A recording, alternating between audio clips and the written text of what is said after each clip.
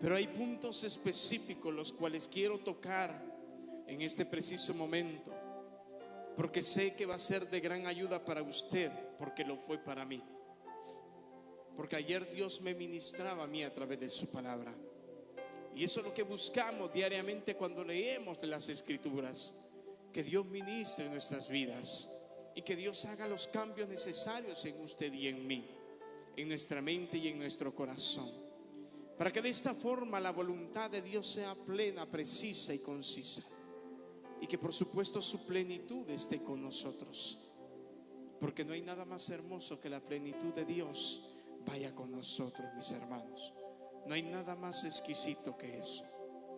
Yo quiero que abra su Biblia y yo quiero que se vaya, por favor, al primer libro de la Biblia, libro de Génesis. Y usted vaya a buscar el capítulo 37 y busque el verso 6. Vamos a hablar de una historia muy conocidísima, hermanos, pero que nos va a ayudar a entender por qué estamos pasando y viviendo procesos tan difíciles muchas veces. Y nos va a ayudar a entender precisamente el por qué Dios nos tiene ahí. Y nos va a ayudar a poder comprender por qué Dios actúa de la forma como actúa y que muchas veces no podemos comprender. Pero algo que Dios me decía ayer en estos textos es que Dios va con nosotros. Dios va con usted y conmigo, mi querido hermano. Y si Él da esa promesa en su palabra, es porque cumplimiento va a tener. La palabra de Dios, mis queridos hermanos, lo vamos a ministrar bajo el tema: nadie matará tus sueños. Yo quiero que usted tome por favor ese tema y lo haga suyo. Nadie matará tus sueños. No importa quién se levante, mis queridos hermanos. Si Dios le ha dicho a usted que Él está con usted, nadie va a matar los sueños que Él ya dijo para su vida. Nadie va a matar los sueños que Él ya habló para su familia. Nadie va a matar los sueños que Él ya dijo para su economía, para su salud, para su entorno, mi querido hermano. Nadie los va a matar. Libro de Génesis, capítulo 37, verso 6, nos empieza a hablar de alguien que ya todos conocemos, con el nombre José, un soñador, un hombre el cual Dios le dio 2 sueños en primera instancia, para poder determinar, mis queridos hermanos, quién iba a ser él en el futuro, quién iba a ser directamente o quién era él para Dios en ese momento ya. Porque la palabra de Dios dice que desde antes de que tú nacieras, Él ya nos había escogidos. ¿Para qué? Para ser reyes, para ser reinas, para ser sacerdotes, para ser sacerdotisas, para ser instrumentos de Él, hermanos. Él ya nos había escogido a usted y a mí. Y aquí claramente se lo está diciendo a este hombre. Y dice la palabra del Señor así. Libro de Génesis 37, 6. Escuchen este sueño, les dijo. Resulta que estábamos en el campo atando gavillas de grano. De repente mi gavilla se levantó y las gavillas de ustedes se juntaron alrededor de la mía y se inclinaron ante ella. Sus hermanos respondieron: ¿así que crees que serás nuestro rey? ¿No es verdad? ¿De veras piensas que reinarás sobre nosotros? Así que lo odiaron aún más debido a que sus sueños y a la forma en que los contaba. Al poco tiempo José tuvo otro sueño y de nuevo se lo contó a sus hermanos. Escuchen, tuve otro sueño, le dijo.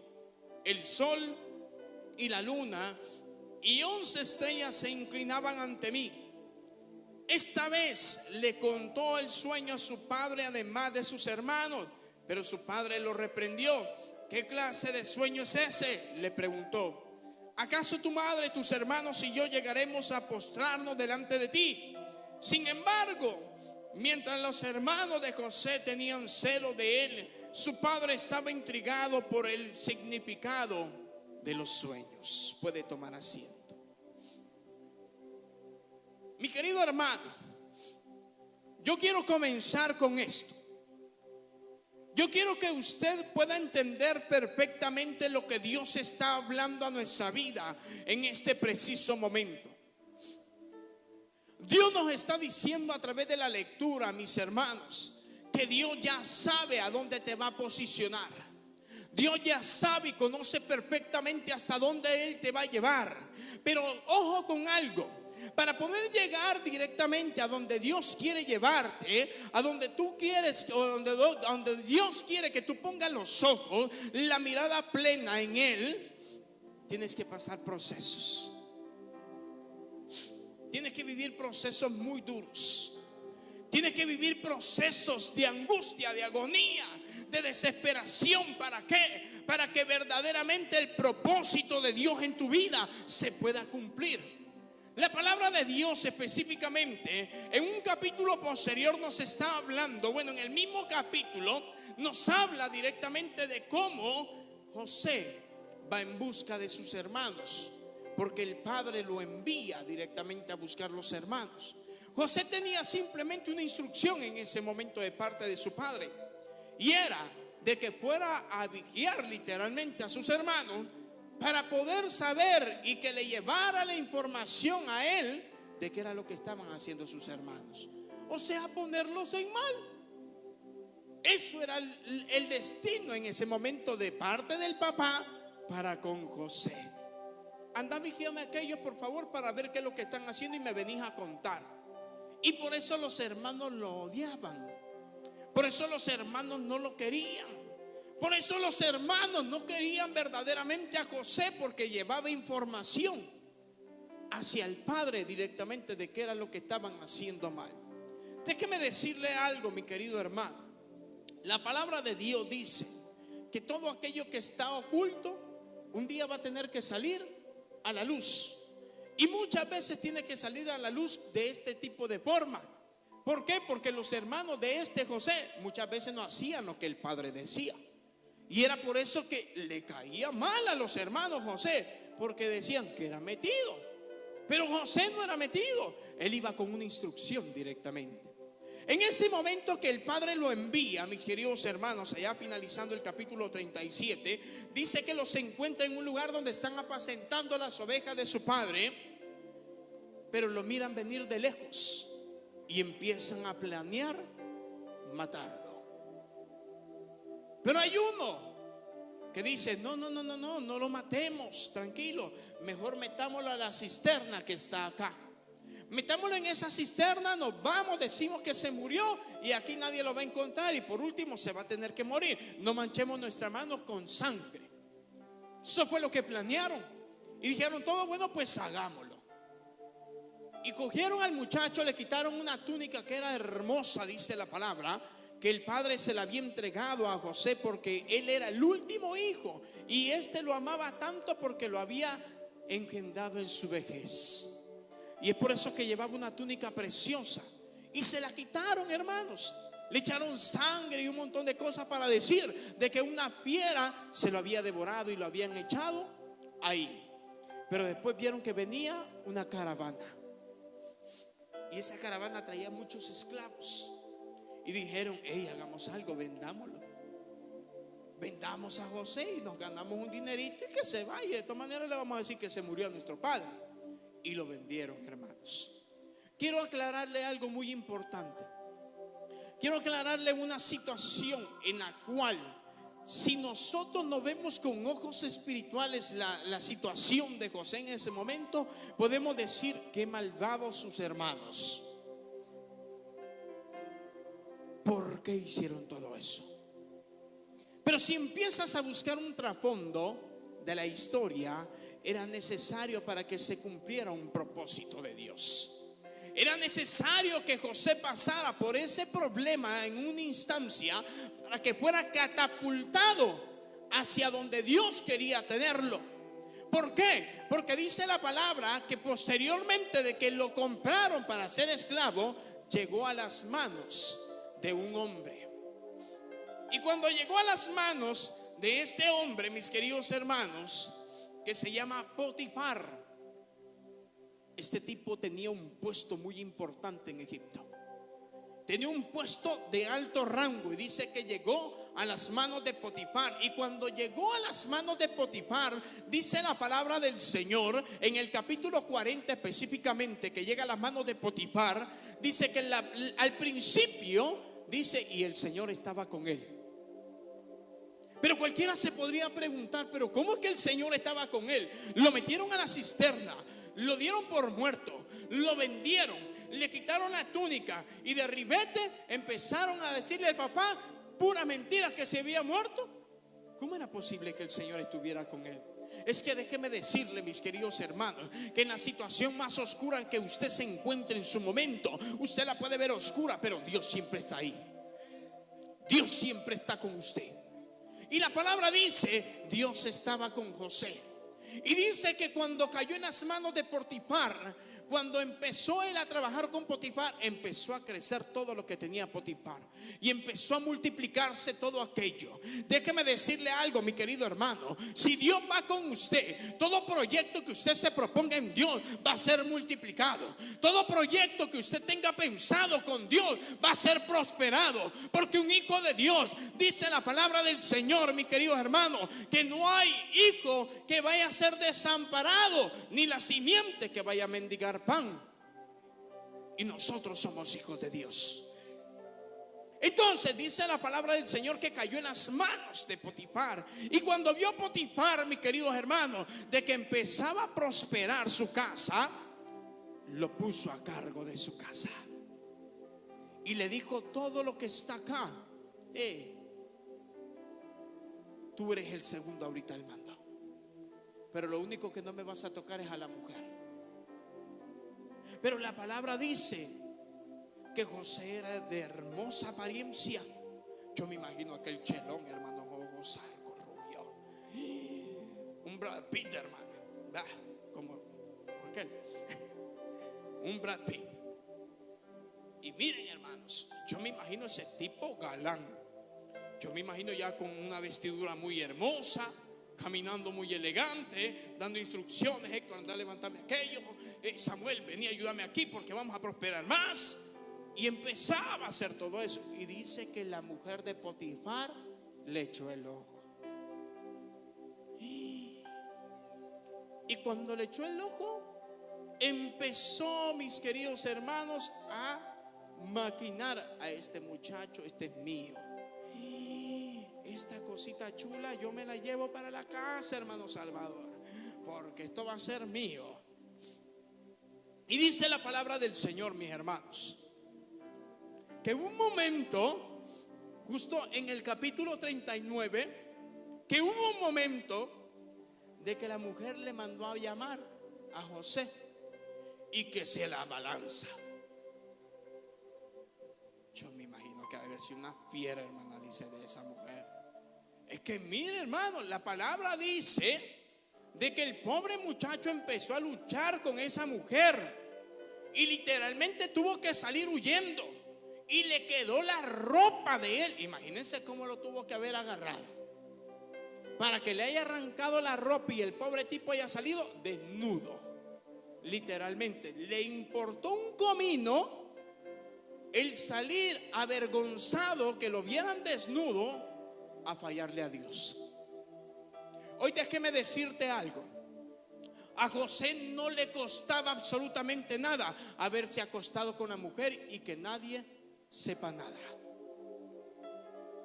¿Por qué? Porque estábamos en intimidad en ese momento con la mujer, porque estaban en la alcoba de la mujer en ese momento. No había nadie ahí, solamente estaba José y la mujer de Potifar, la fiera esa. Pero ¿qué dice José en versículos más adelante? Yo no puedo hacerle esto a mi Señor, y mucho menos yo le puedo fallar a mi Dios. ¿Saben qué me dice a mí eso? A mí me está diciendo que a pesar de todo lo que había pasado José, de que los hermanos lo traicionaron, de que los hermanos lo metieron en una cisterna, de que los hermanos lo vendieron como esclavo, el corazón de José no se había contaminado. El corazón de José permanecía puro delante de la presencia del Señor. Y hoy déjame decirte algo, mi hermano. Muchas veces Dios nos prueba a nosotros en la intimidad, cuando estamos solitos y nadie nos está viendo. Es que hoy sí, hoy voy a ver a la fulanita, hermano. Nadie me está viendo. Hoy sí, la Juanita, qué chula está.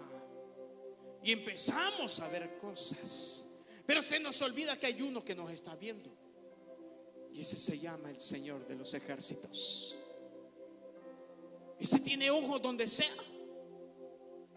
No, hombre, pero es que hoy sí, hermano Salvador, lo voy a dejar solo con aquella. Oye, nadie lo va a ver. Yo, mire, piquito cerrado, nadie lo va a ver, hermano. Es más, yo me voy a poner en la puerta para que nadie abra. Oye, dele por abajo, dele con todo. No se preocupe, es que el enemigo es así, hermanos. El primero te da para que tú quieras probar. Te pone una sabanita encima, pero cuando tú ya estás pecando te la quita. Te la quita. Y ya no se entera uno, se enteran muchos. Y el hermano Samuel estaba con la cholca aquella. Ay, Señor.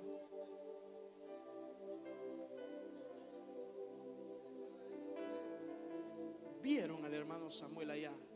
Pero ¿saben qué es lo que pasa? Dios nos prueba. En ese preciso momento Dios prueba verdaderamente si nosotros somos fiel. ¿Y qué fue lo que hizo este hombre? Dice que salió huyendo directamente de la presencia de esta mujer. Dejó toda la ropa y no le importó ir desnudo, ser avergonzado, pero menos fallarle a Dios.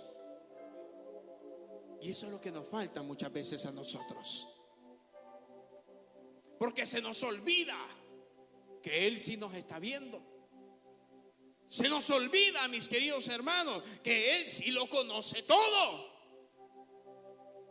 Se nos olvida. Pero Dios es misericordia, hermanos. Y cuando conocemos la misericordia de Dios, nosotros mismos decimos: yo no le puedo fallar a Dios. Yo no puedo fallarle al Padre Celestial. Y Josué estaba viendo la misericordia del Padre Celestial, porque ha de haber dicho: pero si estos bandidos quizás me quisieron matar, pero me metieron a la cisterna, no me mataron. Gracias al Señor, gracias Padre Celestial, porque a la cisterna me metieron. Pero aquí me iba a morir también, porque nadie me iba a encontrar. Pero pasó la caravana que tú mandaste, Padre Celestial. Muchísimas gracias, Padre Santo, que me vendieron estos bandidos como esclavos. Y mira dónde estoy yo. Sí, por momento ya casi flaqueo, papá, pero me recordé que tengo que ser fiel a ti y no voy a fallarte. Y salió huyendo. Muchas veces se nos olvida recordar de dónde Dios verdaderamente nos ha sacado. Muchas veces se nos olvida verdaderamente todo aquello que Dios ha hecho por nosotros, y volvemos a caer. Pero José nos da una gran enseñanza en este momento. Y déjeme decirle, la gran enseñanza que nos da es que no tenemos que dejar que nuestra relación con Dios sea afectada por los demás problemas que tenemos con la gente, o por todas las adversidades que se nos presentan en nuestra vida. No tenemos que permitir que la relación que tenemos con Dios, que nos ha costado tanto hacerla, se nos vaya en un momento de placer.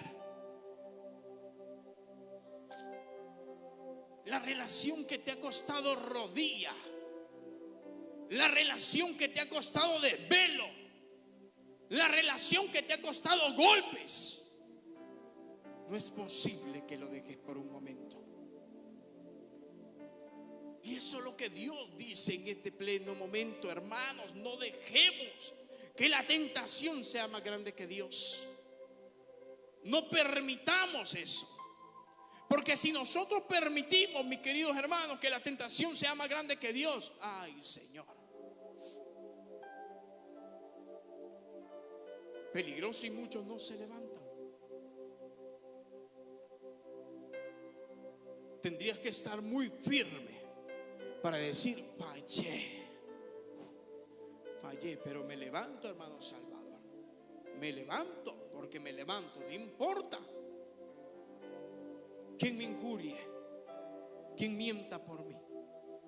Porque déjeme decirle que cuando usted se cree que ya está usted tranquilito, que usted está en paz con el Padre Celestial, que todo va viento en popa y aquí el sueño ya se está cumpliendo, déjeme decirle que el papá viene y lo bota. Él mismo se encarga de botarlo porque nos acomodamos. Y acontecen circunstancias en nuestra vida las cuales muchas veces no podemos soportar, porque no estamos bien fundamentados en Dios, porque no tenemos la simiente bien puesta, bien firme. Y es donde nos bota, como regularmente dicen, un vientecito. Él, me imagino, el pobre José salió huyendo, se fue a poner otra ropita y dijo: ya estuvo, me le zafé esta tigresa. Pero ¿qué fue lo que aconteció posteriormente? Dice la palabra del Señor que la mujer no se quedó así tranquila, hermano. Si este no es mío, no es de ninguna. Si este bandido no es para mí, tampoco va a ser para aquella. Y dice la palabra del Señor que le dijo a Potifar: Potifar, este me quiso violar. Mira, aquí me quedaron las ropas donde yo forcejeé. Y Potifar le creyó. Y dice la palabra, mi hermano, que cogieron a José y lo metieron a la cárcel. Y se quedó por buen tiempo en la cárcel. Pero cuando empieza ese texto específicamente, dice: el Señor estaba con José. Pero ¿y cómo es posible, pastor, de que la palabra diga que estaba con José? La mujer lo quiso violar. El pobre tipo huyó. De ribete lo meten a la cárcel por ser bueno. Es que déjeme decirle, mis queridos hermanos, que muchas veces por ser bueno nos va a ir mal. Pero Dios nos está probando a ver si renegamos. Y si le decimos al Padre Celestial: pero si yo no he hecho nada malo, pero si yo estoy haciendo todo bien, Señor, ¿y qué pasa? Y ahí somos probados. Y dice la palabra del Señor que cuando cayó preso, la cárcel empezó a prosperar. La cárcel empezó a crecer, no de mañoso, sino que yo me imagino que los mismos presos ya hacían limpieza, hacían actividades, venían y hacían construcciones, hacían manualidades, las vendían, y aquello empezó a florecer. Total que le dejaron a mano de él la cárcel. Y llegó en un tiempo de que llegaron dos bandidos, el copero y el panadero del rey. Y tienen que tuvieron unos sueños. Y ahí estaba José con el discernimiento del sueño que Dios le había dado. Y le dice: mire, yo tuve un sueño, quiero contárselo. Yo vi una vid con 3 ramas, y de repente yo tomaba el fruto y lo exprimía en la copa del rey, y el rey se bebía eso. Y José le dice: este es el discernimiento del sueño. Las 3 ramas son 3 días, le dijo. En 3 días el rey te va a levantar para que te posiciones nuevamente como copero de él. Y al escuchar el panadero, porque este también había tenido un sueño, le dijo: yo también tuve un sueño. ¿Para qué se lo contó? Y le dijo el panadero: yo tuve un sueño también, ¿me ayudas? Sí, le dijo José, con gusto. Yo me soñaba con una canasta hermosa, llena de panes, pero que en el momento también llegaban las aves y se lo comían. 3 aves se comían todo aquello que yo llevaba acá. Y le dice: este es el discernimiento del sueño. Las 3 aves son 3 días, le dijo. En 3 días te va a levantar el rey, pero es para cortarte la cabeza. Y eso sucedió. Y le dijo José al copero: acuérdate de mí cuando tú vayas a contar lo que yo hice por ti. Y dice la palabra del Señor, mis queridos hermanos, que aquel se olvidó y llegó un sueño al rey. Un sueño bien curioso, donde miraba 7 vacas gordas, hermosas, y 7 vacas flacas, flaquísimas, feas. Pero que las vacas flacas se comían a las gordas. Y posteriormente tuvo otro sueño de espigas hermosas, 7 espigas hermosas y 7 espigas feas, y que estas mismas también se comían a la otra. Y nadie, absolutamente nadie, le daba un discernimiento. Llegaron magos, llegaron brujos, llegaron hechiceros, llegaron de todo, hermano, enmantelinadas y de todo, y nadie le daba discernimiento. Y el copero dijo: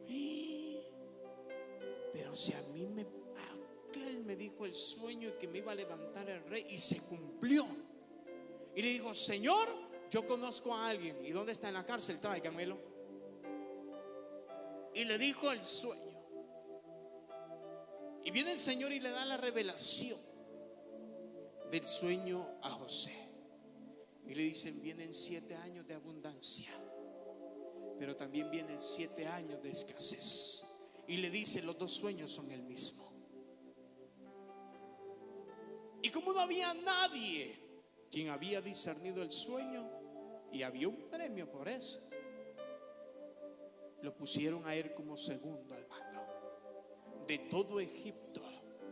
De todo Egipto, mis queridos hermanos. Y ahí se empieza a cumplir el sueño que Dios le había entregado a Josué. Ahí empieza el verdadero sueño, el discernimiento de ese sueño. Muchas veces, le voy a decir esto, muchas veces vamos a ver nuestro entorno que no se parece al sueño que Dios nos ha entregado, que no se parece a la palabra que Dios ha hablado a mi vida. Pero déjame decirte que tú tienes que estar confiado en la promesa que Dios ha dado a tu vida. Si Él ha dicho que Él te va a levantar, Él te va a levantar. Aunque te veas en el suelo en este momento, cree que el Señor te va a levantar, porque Él ya lo habló. Él ya lo dijo. Josué no entendía en un principio, me imagino. Pero si me diste 2 sueños y todavía aquellos bandidos me dieron el discernimiento de que se iban a portar delante de mí. En ese momento no había llegado todavía esa visión, ese sueño. Comenzaba el sueño.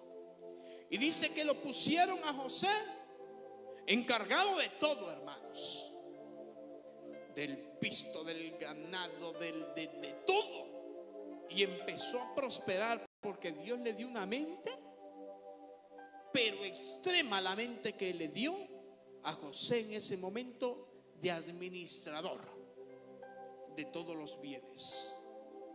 Y por último, imagínense cuando llegaron los 7 años, cuando fueron 7 años de gorda, llenó todo, que dicen que ni se podía contar de tanto grano que tenía el tipo, ya abastecido. Cuando llegaron los 7 años de escasez, todo el mundo llegaba donde ellos a poder buscar comida. Daban terrenos, daban ganados, daban todo lo que tenían con afán de poder embullir una comida. Y entre esos, ¿quiénes iban? Los hermanos.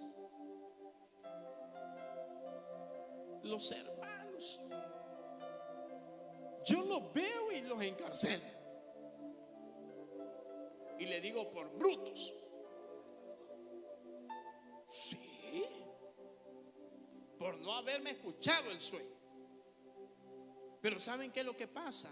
Dios muchas veces va a poner oposición solamente para ser catapultado a lo que Dios quiere para nosotros. Muchas veces tú vas a ver muchas cosas que no es lo que Dios habló, pero es para que tú puedas verdaderamente comprender quién tiene el control. Y José lo pudo comprender perfectamente en el proceso, porque nunca se apartó de la presencia de Dios. Y dice la palabra que Dios siempre iba con José. Así como Dios va a ir con usted. Así como Dios está en este preciso momento con usted. Dios va a ir con usted, pese lo que pese, hablen lo que hablen, digan lo que digan, se tope con lo que se tope. Dios siempre va a ir con usted, mi querido hermano. Siempre. En ese punto, ¿cómo era posible que el rey de Egipto pudiese haber puesto como segundo a un tipo que estuvo preso, que le levantaron la calumnia diciendo que habían violado a una mujer? O sea, lo vieron como lo peor de lo peor, mis queridos hermanos. Pero Dios sabe cómo va a mover sus piezas. Dios sabe cómo va a mover el entorno para que verdaderamente se cumpla el propósito en su vida y en mi vida. Dios sabe perfectamente qué es lo que va a hacer para que todo se cumpla a favor de usted y a favor mía, mis queridos hermanos. Dios lo sabe perfectamente. Dios conoce cómo te va a ir llevando. Pero ojo con algo. José tenía una virtud. José tenía algo. Y era que él le era fiel a Dios. José le era fiel a Dios. Y cuando tú le eres fiel a Dios, Él te posiciona hasta las alturas. Él te posiciona donde un día ya te dijo Él. Él te dice en su momento: yo estoy contigo y voy delante de ti, porque nadie me puede hacer la guerra a mí, porque yo soy el Dios de los ejércitos y nunca he perdido una batalla, jamás. Y si Él va con nosotros, mis hermanos, ¿quién contra usted? ¿Quién contra usted? Nadie. Solamente usted. Solamente nosotros vamos en contra muchas veces del plan perfecto de Dios. Dios nos dice: Adelmo, por esta vereda te quiero que te vayas, pero está más bonito donde se va Valercita. Allá vamos. Ahí hay más flores bonitas. Y te vuelve a decir: Adelmo, yo por aquel lado te quiero que te vayas. Estoy poniendo un ejemplo. No es que no van a seguir así. No, la mujer trae de Dios mucho. Adelmo, por ahí no. Te quiero por el otro lado. Y volvemos a decirle: Señor, bien pavimentadito ahí, miren. Ahí me voy a ir, papá. Ahí me voy a ir. No, hombre, aquí tal vez una culebra me va a salir en ese gran montarrascal que usted me dice que me vaya. Pero papá te está diciendo que te vayas por ahí por un propósito. Dios te dice: movete con un propósito. Es rico que nos use, ¿verdad? Sabroso. Que papá ponga palabras en nuestra boca. Que Dios use nuestras manos. Que Dios verdaderamente haga lo que quiera hacer con nuestra vida. El problema es cuando su voluntad se quiere cumplir verdaderamente en nosotros y nos quiere arrancar todo lo que nos sirve para Él. ¿Sí o no? Ahí es donde decimos: no, papá, de este brazo no, Señor, de este vaya. Aquí arrancame lo que vos querrás, arrancarme de este brazo, pero este déjamelo. Mira, es el más fuerte, el más cholo. Este está flaquito. Le queremos dar al Señor la poquitera que nosotros tenemos. Le queremos dar al Padre Celestial el tiempo que a mí me sobra. Le queremos dar al Padre Celestial lo que creo que a mí ya no me sirve. Cuando Él nos dice: no es eso lo que yo quiero. Yo te quiero a ti completo. Yo te quiero a ti completa. Oh, hay presencia de Dios. Dios no quiere completos. Dios no quiere íntegros para Él.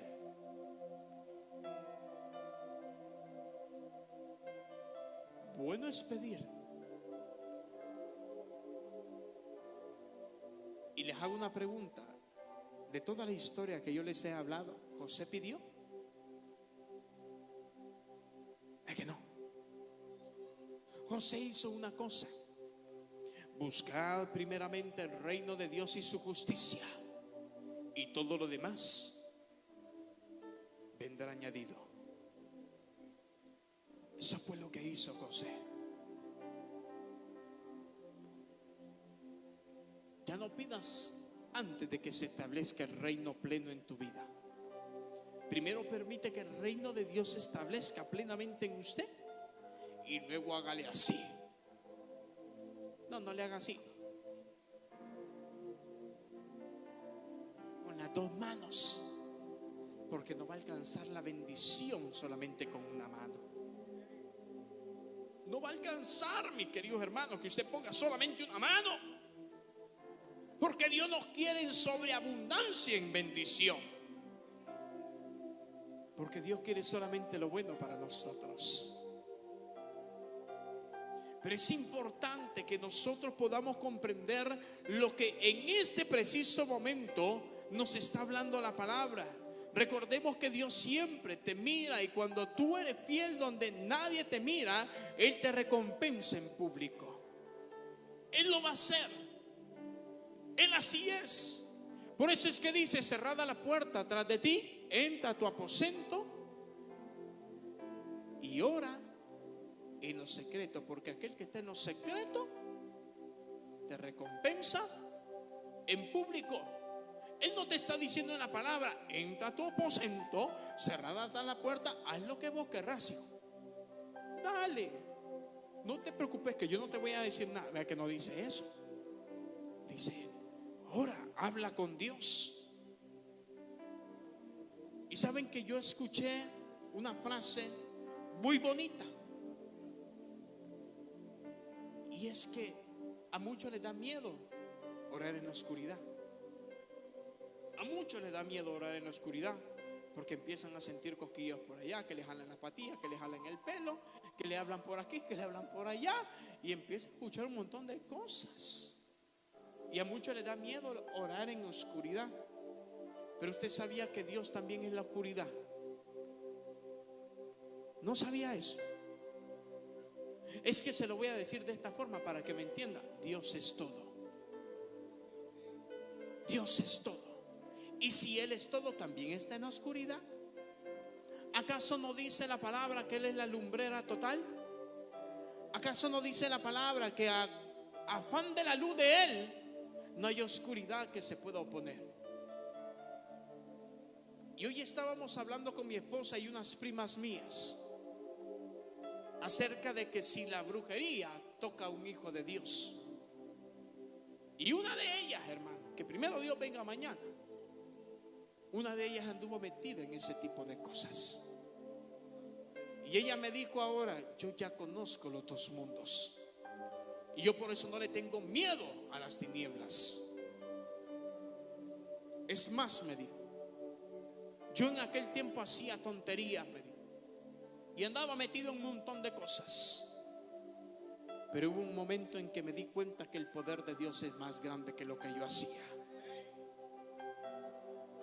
Y me dijo: yo no soy la mejor del mundo, Manuel, me dijo, pero sí sé algo, me dijo, que cuando yo me dispongo a adorar, lo hago en espíritu y en verdad, me dijo. Y me dijo, mi esposa le preguntó: mire, ¿y usted cree que le puede calar la brujería a un hijo de Dios? No le puede calar, porque si anda caminando como Dios manda, no le cala nada. Pero si anda medio torcido, dijo, lo juegan y lo agarran para aquí y para allá. Nos contó una anécdota, hermanos, muy fuerte. Una anécdota que a mí me erizó los pelos. que ella se fue para Estados Unidos así de mojado, hermano, con su niño de ¿cuántos años tiene, amor? 17 años. Pues iba para la USA, pero se quedó en México. Iba para allá, hermano, de mojadita iba para allá y no logra pasar de México. ¿Y a dónde se fue a quedar, hermanos? Con una santera. Adoraban a la muerte y un montón de cosas. Y dice que en un momento, con las bichas que se había quedado, porque las bichas estaban aparte y los cipotes aparte, con las cipotas que había quedado, había una que había hecho pacto con el diablo. Y todas ya sabían, pero a ella como que tiene el discernimiento de espíritu. Así que preocúpese si viene mañana.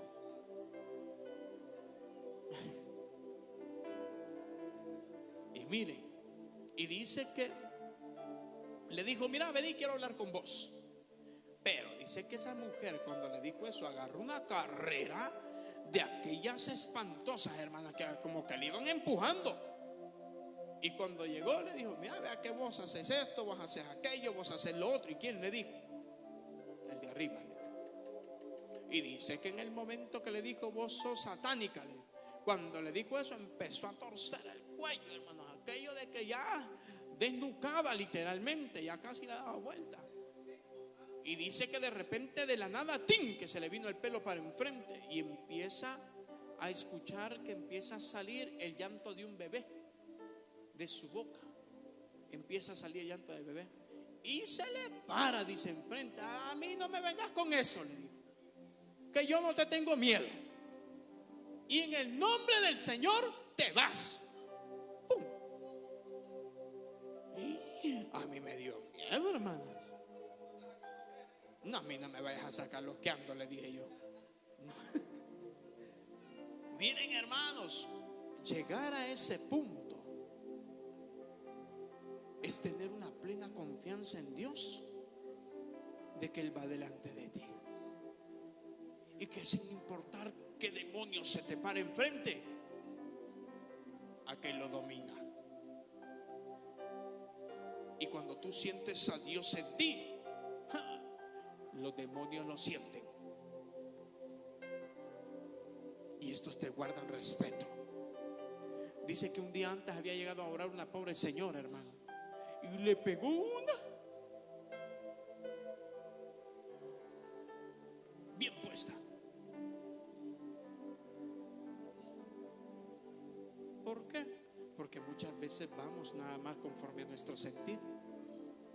No le decimos al Señor: Señor, ¿y crees que puedo ir o no voy?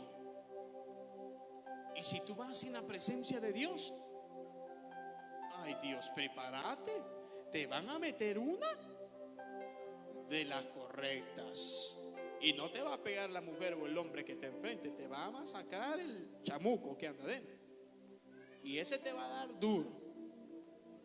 Por eso es que muchas veces nosotros, mis queridos hermanos, en el ministerio de intercesión que Dios ha levantado en este lugar, muchos han venido a decirnos: pastor, ¿cree que pueden orar por fulanita? Es que viera, ya casi se levanta este vuelo. Y nosotros le decimos: vamos a preguntarle al Padre. Si Él nos da permiso de ir, vamos. Si no nos da permiso de ir, no vamos. Y se lo decimos claro, hermano. Dios guarde, vengo con el pastor Miguel bien penqueado, con el ojo morado y toda la cuestión. Dios guarde. No, ya nadie le pide oración. Pues sí. Entonces uno tiene que saber eso. Uno tiene que conocer eso. No te muevas si Dios no te lo ha dicho. No te levantes si Dios no te lo ha dicho. No corras si Él no te lo dice. No te detengas si Él no te lo dice. Como Moisés le dijo: si tú no vas conmigo, yo no me muevo. ¿Y qué le dijo el Señor? De cierto te digo que todos los días de tu vida yo iré contigo. Y el Señor nos dice en esta noche que Él va con nosotros. No te preocupes, no te preocupes, hermanos. Si te han metido en una cisterna, si te han vendido como esclavo, si te han vendido directamente con alguien y te ha levantado el Señor y posteriormente se cae todo, si te han metido a la cárcel, si te han engañado, hermanos, o si te han levantado falso testimonio, no te preocupes. Sigue adelante. Sigue viendo el blanco perfecto que es nuestro Dios, y te darás cuenta que Él te va a posicionar donde tendrías que estar ya posicionado. Él se encarga de eso. Y hoy Dios te dice: no sueltes el sueño que Dios te ha dado.